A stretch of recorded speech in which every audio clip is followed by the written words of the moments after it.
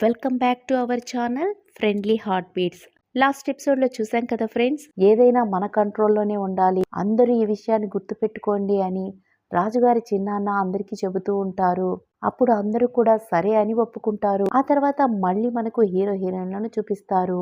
అప్పుడు హీరో నాకు చాలా దాహంగా ఉంది, నీళ్లు తీసుకునిరా అని హీరోయిన్కి అంటూ ఉంటే, ప్రతిసారి నన్ను ఆర్డర్ వేస్తూ ఉన్నావు, నువ్వేమన్నా నిజంగా జియోసన్ రాజుగా అనుకుంటున్నావా ఏంటి అని అడుగుతుండగా, అనుకోవడం ఏంటి, నేనే ఈ కంట్రీకి రాజుని అని హీరో అంటారు.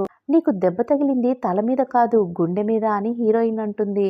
అందుకు ఆయన నవ్వి, నువ్వు నేను రాజునన్న విషయాన్ని నమ్మలేవన్న విషయం నాకు అర్థమవుతుంది అని చెప్పి పైకి లేచి నిల్చొని, ఒకసారి వచ్చి నా డ్రెస్ మీద ఏముందో చూడు అనగానే హీరోయిన్ వెళ్ళి చూసి, డ్రాగనా, ఓహో నాకు ఇప్పుడు అర్థమైంది, ఈ గుర్తును చూసి నువ్వు రాజు అని నేను నమ్మాలా, ఇలాంటి డ్రెస్సులు రెంట్కి చాలా దొరుకుతాయి అని హీరోయిన్ అంటుంది. ఏంటి, రాజుల డ్రెస్ని రెంట్కి ఇస్తున్నానా అని హీరో అంటే, అవును, టూరిస్టులు ఇలాంటివి ఎక్కువగా ఇష్టపడతారు, ముఖ్యంగా ఫారినర్స్ అని హీరోయిన్ చెబుతూ ఉంటుంది. మరి అలాంటప్పుడు నన్ను రాజు అని నువ్వెందుకు నమ్మలేకపోతున్నావు అని హీరో అడగగా, మరి మీరెందుకు నన్ను షెఫ్గా నమ్మలేకపోతున్నారు అని హీరోయిన్ అడుగుతుంది.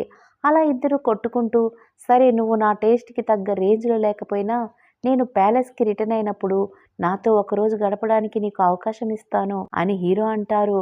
దాంతో హీరోయిన్, ఎంత మాట అన్నావురా నువ్వు అని నెత్తి మీద ఒక్క షాట్ ఇస్తుంది.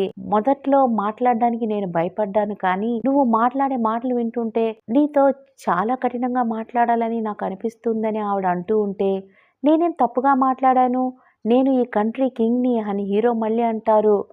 ఓర్ని, ఇంత మాట్లాడుతున్నా నీ పట్టుదల నువ్వు వదలనంటున్నావు కదరా అని హీరోయిన్ సైలెంట్గా నన్ను వెంబడించు అని చెప్పి ముందుకు నడుస్తూ ఉంటుంది. అప్పుడు దూరంగా ఒక ఇల్లు కనిపిస్తుంది. వాళ్ళిద్దరూ గట్టిగా ఊపిరి పీల్చుకొని లోపలికి వెళ్ళగా అక్కడ ఎవరు ఉండరు. అప్పుడు హీరోయిన్, ఇది ఎవరిల్లో తెలియట్లేదు అని అంటూ ఉండగా హీరో, ఈ స్థలం కూడా నాదే అని అంటారు. అదేంటి అని ఆవిడ అడిగితే, ఈ రాజ్యంలో ఎక్కడున్న స్థలమైనా సరే అది నాకు మాత్రం సొంతమైంది అని హీరో అంటారు. ఆ తర్వాత హీరోయిన్, ఎవరన్నా ఉన్నారా అని ఆ ఇంటి ముందు వెళ్ళి పిలవగా, సైలెంట్గా ఉండు, ఇది నిషేధించబడిన స్థలానికి గుర్తు అని హీరో అనగా, అవునా అని ఆవిడ అడుగుతుంది. ఇది సల్గోజీ అడవి, నా వేట స్థలం, అందువల్లే ఇక్కడ ఎవరు నివసించరు అని ఆయన అంటారు. నీకు రాజ్యాన్ని దుర్మార్గంగా పాలించే పాలకుడు యాన్సియాంగాన్ రాజు గురించి తెలీదా? జోసియాన్లోని స్త్రీలందరినీ అతనికి అర్పించడానికి తీసుకురావడానికి అతను చాహోంగ్ ఇన్స్పెక్టర్లుగా నమ్మక ద్రోహులను పంపాడు అని ఆవిడ అంటూ ఉండగా, నువ్వు కొంపతీసి నా గురించే మాట్లాడుతున్నావా అని హీరో అంటే, అసలు మీ గురించి కానే కాదు, ఆయన శతాబ్దాల క్రితం జీవించేవాడు, నాకు తెలియకుండా ఈ రాజు ఎవరు అని హీరో అంటుండగా, నీకు నిజంగా తెలియదా అని ఆవిడ అంటూ ఉంటే, అతను నమ్మక ద్రోహులను శిరచ్ఛేదనం చేసి అధికారాన్ని స్థాపించడం, వేటాడే స్థలాలు ఆక్రమించుకున్న జనాలను సురక్షితంగా వేరే చోటికి వారు నివసించడానికి స్థలాలను ఏర్పాటు చేసి పంపడం, అతను ఏం చేసినా కూడా ప్రయోజనకరంగానే చేశాడు, దాన్ని నువ్వు అర్థం చేసుకోవడం మానేసి క్రూరుడని దుష్టుడని అనడం కరెక్ట్ కాదు అని హీరో అంటారు. అప్పుడు ఆమె, అయినా నేను నిన్నేదో అన్నట్టుగా నువ్వెందుకు అంతలా ఫీల్ అయిపోయి మాట్లాడుతున్నావు అని అంటూ ఉంటే హీరో, ఇదిగో షెఫ్ అయిన ఆడరాక్షసి అని పిలుస్తూ ఉండగా హీరోయిన్, మళ్ళీ నువ్వు నన్ను అలా పిలుస్తున్నావు అని అంటూ ఉంటే, అప్పుడు హీరో, వారసుని నిర్ధారించడం మరియు రాజవంశాన్ని రాజ్యాన్ని కాపాడడం, ఆ స్త్రీలందరికీ తన అనుగ్రహం ప్రసాదించే రాజుని నువ్వు అలా మాట్లాడచ్చా? అతని గొప్ప ఉద్దేశాలను సమర్థించే విశ్వాసపాత్రులైన ప్రజలు, వీటి గురించి ఆలోచించవా? అతను పరిపాలించే ప్రజల కోసం గొప్ప ఉద్దేశాలను కలిగిన రాజు, అతని గురించి నువ్వు ఇలా ఆలోచించలేవా అని హీరో అంటుండగా, నువ్వు చరిత్రంతా చదివి పిచ్చోడైపోయినట్లున్నావు, ఆ రాజు మాటలన్నీ కేవలం సాకులు మాత్రమే అని ఆవిడ అంటూ ఉంటే, నీ నోటికి వచ్చినట్లు మాట్లాడుతున్నావు అని హీరో అనగా, అయినా నీ మాటలు వినే ఓపిక నాకు లేదు, నిన్నిలా ఊరికి వదలకూడదు, ఉండు కట్టేస్తాను అని ఆవిడ అతని చేతుల్ని కట్టడానికి ట్రై చేస్తూ ఉండగా, ఎంత ధైర్యం ఉంటే నువ్వు నన్ను కట్టిపడేయాలని చూస్తున్నావు, నీకు బ్రతకాలని లేదా అని హీరో అంటూ ఉండగా, లేదు మహారాజా, మీ రాజ్యం రేపు ఉండదని ఊహలో నేను ఈరోజు జీవిస్తున్నా అని ఆవిడ అంటుంది.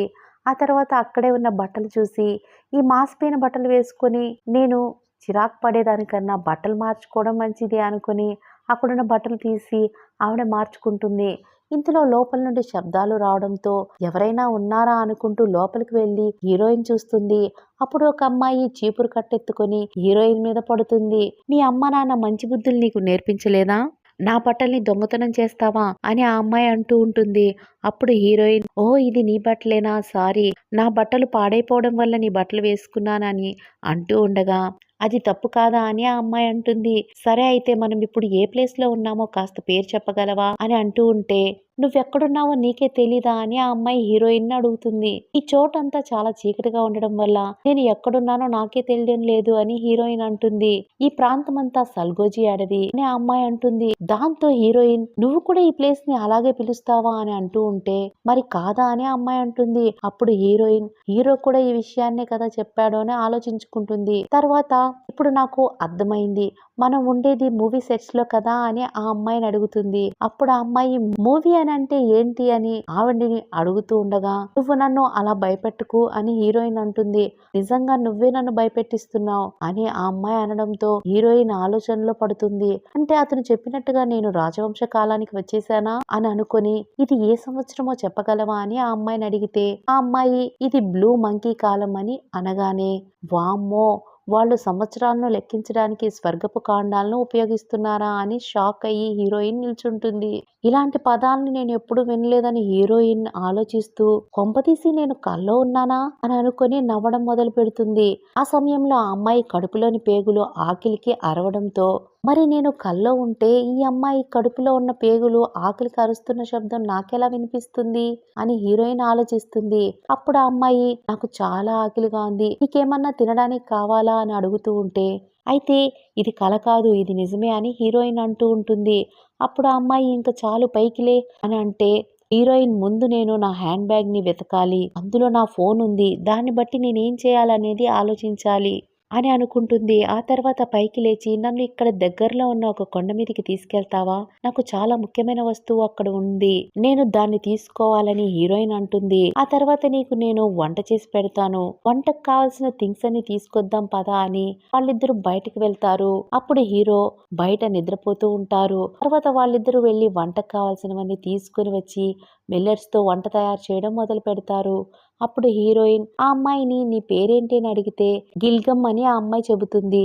ఆ తర్వాత హీరోయిన్ ఈ వైల్డ్ వెజిటేబుల్స్ కి తనతో పాటు తెచ్చుకున్న బటర్ ని అలాగే చిల్లీ సాస్ ని యాడ్ చేస్తే గుమగుమలాడే వంటను తయారు చేసి హీరో దగ్గరికి తీసుకొస్తుంది. అతన్ని తినమని స్పూన్ తో ఆవిడ నోటి దాకా తీసుకెళ్లి ఆ అనమని చెబుతుంది. అతను వద్దు అని అంటారు. అతని కడుపులో పేగులో ఆ సమయంలో అరవడం మొదలు పెడుతుంది. హీరోయిన్ మళ్ళీ తినమని అడిగితే, నేను నిన్ను ఎలా నమ్మాలి అని ఆవిడతో అని, ఫస్ట్ నువ్వే తిను అని అంటారు. దాంతో ఆవిడ, ఏంటి, నేనేం చేయాలో నువ్వే నాకు చెప్తావా అని అంటూ ఉండగా అక్కడికి గిల్గమ్ వస్తుంది. హీరోని చూసి ఆవిడ భయపడుతూ ముందుకొస్తూ ఉండగా హీరోయిన్, భయపడకు, ఇతను మంచివాడే, కానీ కొంచెం పిచ్చుంది, జాగ్రత్త అని చెబుతుంది. ఆ తర్వాత హీరోకి ఆ అమ్మాయిని పరిచయం చేస్తుంది.